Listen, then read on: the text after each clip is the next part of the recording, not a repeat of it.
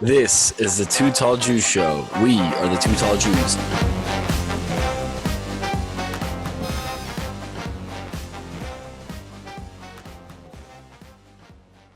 Sort of an emergency recording of sorts. All hell broke loose on social media after NFL player Deshaun Jackson shared a fake Hitler quote that essentially is normally used by neo-Nazis to prove that, oh, Hitler wasn't racist. Look at how he was supporting the black community with this fake quote blaming all of the ills against the black and African-American community on the Jews.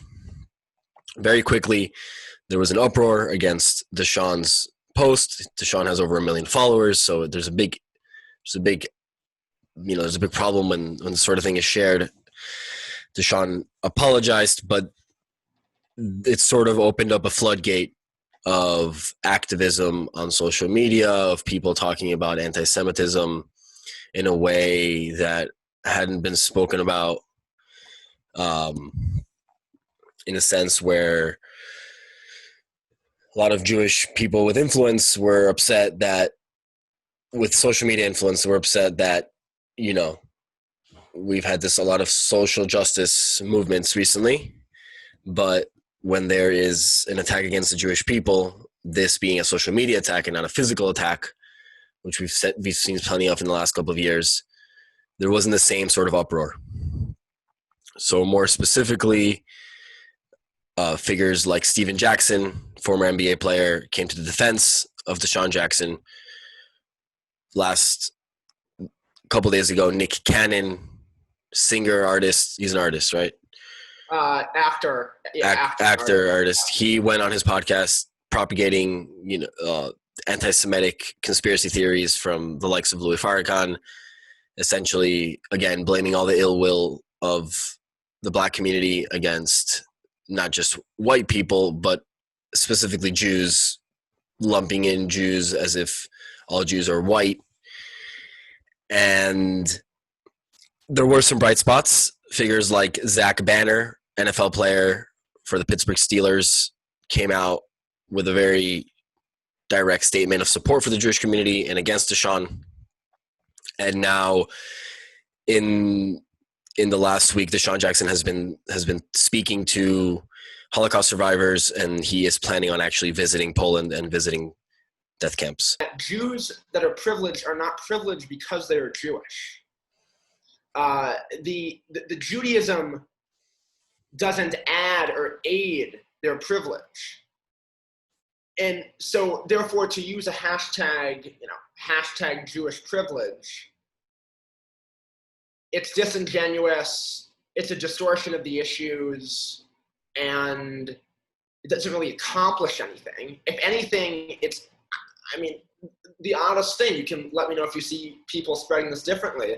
I see a lot of Jews just sort of spreading this. It's time to talk about our Jewish privilege. And no, so I think that you're not on Twitter, right?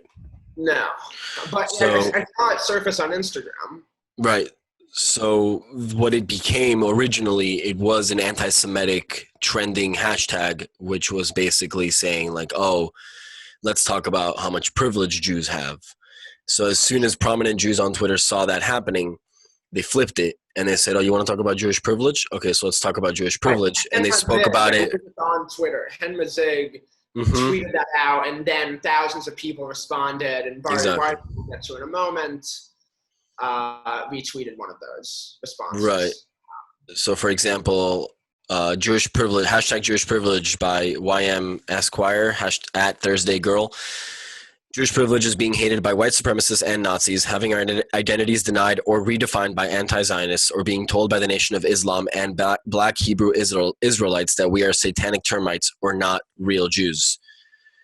The Hen Mazik tweet that you just mentioned was basically what started all of this. He got 1.6 thousand retweets, 6.6 thousand likes. Jewish privilege, hashtag Jewish privilege is when my grandparents were violently forced out of Iraq and Tunisia for being Jewish with only the clothes on their back, along with 855,000 other Middle Eastern and North African Jews. when they arrived to Israel with nothing, only spoke Arabic, and lived in tent and tin shacks for years. So basically, it became this viral thing, but basically the Jewish community on Twitter turned it into a positive of ways, where it's like, at the end of the day, it's reminding people who obviously are not educated on the Jewish experience that Jews are still a minority in almost every country except for one, that in countries like the US, there is still significant discrimination. Even if it's not explicit, it's definitely implicit. And we're going to get to Bari Weiss in a second, where, you have a perfect example of explicit and implicit anti-Semitism, almost systemic anti-Semitism within the ranks of the New York Times. So it's not a coincidence, I think, that Bari's resignation comes right now. And it's important. I think this is a good segue to talk about what happened with her, because it's a perfect example of, the bad side of Jewish privilege. And this whole thing isn't supposed to become a pain Olympic. The last thing Jews want is to have pain Olympics, because we don't care. We're not trying to argue who suffered more. We're just telling you, and that's what the On This Day in Jewish History page goes to do, and it's to educate. And as we'll hear in the interview with Noam, the difference between educating and advocating. Most of these people that are talking about Jewish privilege are not talking about it from an advocating perspective. We're not advocating a single thing. We're just telling you what happened to us. We're telling you our story. We're telling you our experience and our reaction to real events and real discrimination and persecution that has been going on for thousands of years. Shall we talk about Bari? Let's talk about Bari Weiss. So you want to give a quick background? Yeah, a quick synopsis. So for those of you who don't know, A, what happened recently with Bari Weiss, and two, who Bari Weiss is. Bari Weiss was formerly an op-ed staff editor and writer who wrote on such subjects as culture and politics at the New York Times. She was there from 2017 to yesterday, or today, when she sent in her resignation to the publisher. And she outlines a lot, I think, sort of three key points with regard to how she's seen the New York Times evolve over her short time there, in addition to the personal experiences she's had with both colleagues and just the overall environment there. So she talks about so I guess we can focus on the nature of the communication with her other colleagues. She mentioned in the resignation letter that she was referred to as a Nazi, and she was egged on for, why do you only write about the Jews, or do you need to keep writing about the Jews? And these comments took place in the communication app Slack, where people who were part of the masthead were privy to these conversations, and they either egged them on or didn't come to her defense on that forum, while her superiors privately supported her. Publicly, they did not.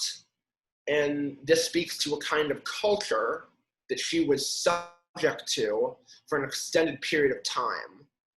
And it's unsettling on many fronts. I'll let you jump in here. But what I will say is that going into an election year, especially following the resignation of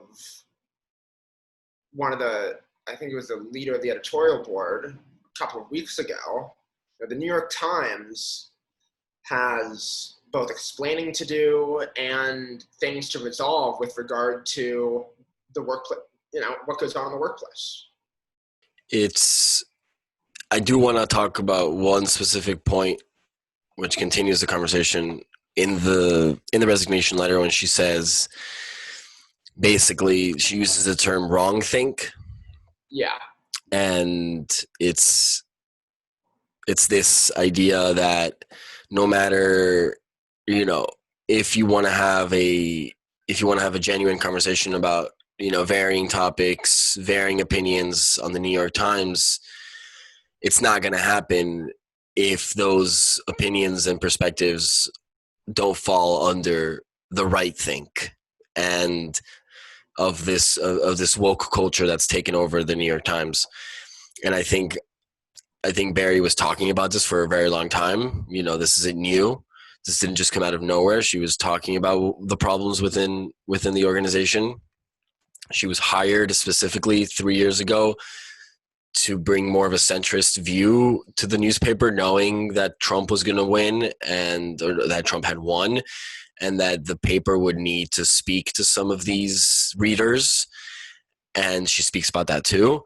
And then it was like, it's funny because she said, I've heard her say on different interviews that when she worked at the Wall Street Journal, she was the most liberal person. And then when she's at the New York Times, she's the most conservative person.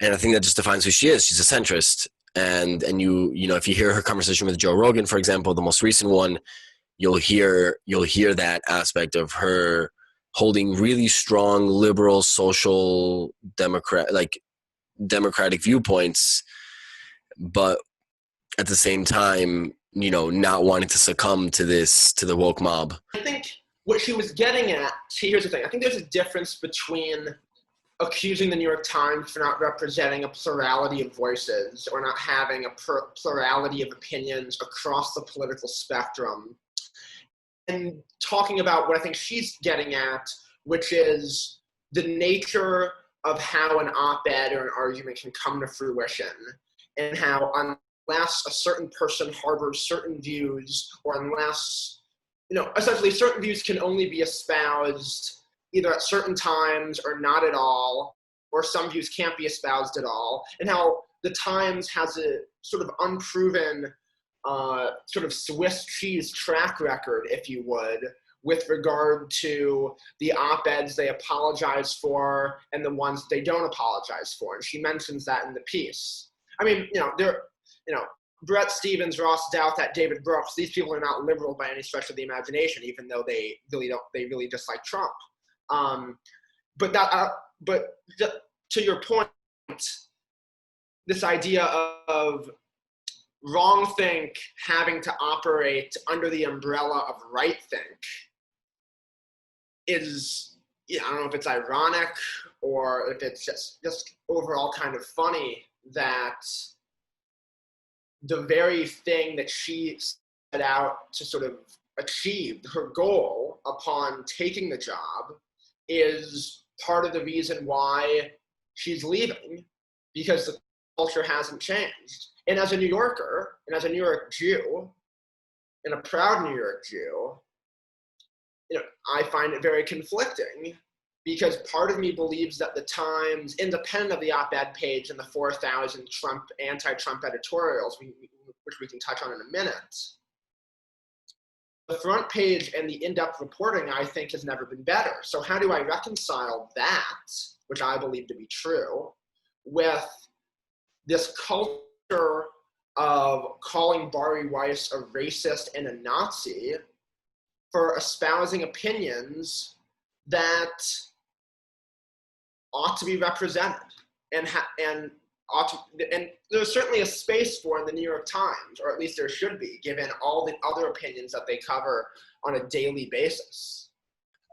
It goes back to the idea that she is a proud Jewish woman talking about Jewish matters constantly, and it bothers people that you have it bothers people that you have somebody like that, because these people with an implicit anti-Semitic, viewpoint don't care. They don't actually care. They don't care about the nuance, and then it begins to seep in to other things. We would not be having this conversation about a journalist of an African American background talking about African American issues. There's a double standard that exists when it's a Jewish journalist, and that's our privilege. That's our Jewish privilege that we have to deal with. And so that's what we're trying to talk about and to emphasize, and that it starts in the Slack channels. It starts with calling Bari Weiss a Nazi, and it ends in the massacre at a synagogue. So it's dangerous for journalism. It's dangerous for Jews in journalism. It's dangerous for, you know, the future for, you know, I don't know what Bari's next move is. I hope that, you know, she essentially does something independent. Maybe she doesn't have to answer to anybody. She definitely has the base, I believe, to run her own independent, maybe a podcast. She's going to be hired to speak in every location probably. So, you know, I think her future is bright. I don't think that she personally has to worry about much other than obviously her security. And I'm sure that she has significant security. She's dealt with many death threats from both the left and the right. So, you know, we're rooting for Bari, and we're also in a way rooting for the New York Times to maybe this will be a wake-up call. At the end of the letter, Bari quotes Adolf Ochs in a famous 1896 statement where he said, "To make the columns of the New York Times a forum for the consideration of all questions of public importance, and to that end invite intelligent discussion from all shades of opinion." So the same way that Bari closes her letter, with that, we close this emergency segment of the Two Tall Jews show to, you know, in hopefully a brighter future for the New York Times, and that Bari's departure may be a wake-up call.